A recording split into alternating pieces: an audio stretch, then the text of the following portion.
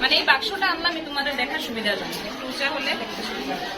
এই দেখো এটা কি জিনিস, বেকিং পাউডার।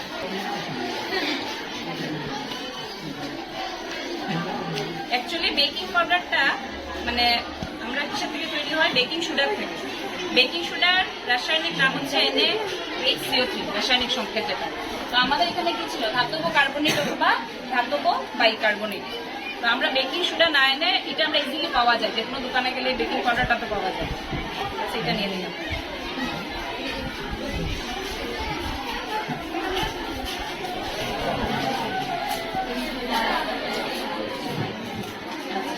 এখন আমি এটাকে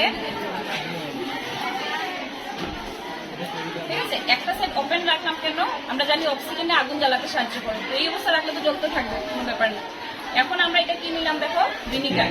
ভিনিগারের মধ্যে আমরা কি জানি, কোন অ্যাসিড আছে, অ্যাসিটিক অ্যাসিড আছে, ঠিক আছে। মানে আমাদের ওই যে ধাতব কার্বনেট বা বাইকার্বনেটের সাথে অ্যাসিডের রিঅ্যাকশন। আমাদের মেইন উদ্দেশ্য কি তৈরি, আমরা এটা বের করবো কার্বন ডাই অক্সাইড। দেখো আমি এখন এটা এখান দিয়ে ঢালছি, ঢালার পরে দেখবে এটা অটোমেটিক এটা ক্যান্ডেলটা নিভে যাবে।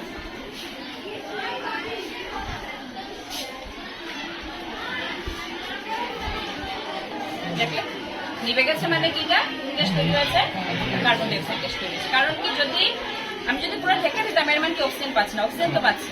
তার সঙ্গে নিবলো মানে কি, নিশ্চয়ই এখান থেকে একটা গ্যাস ইভলভ হচ্ছে। এটা যে বুদবুদটা দেখা যাচ্ছে বাবুলস গুলা, মানে কি এখান থেকে কোন গ্যাস বেরিয়ে আসছে, কার্বন ডাই অক্সাইড।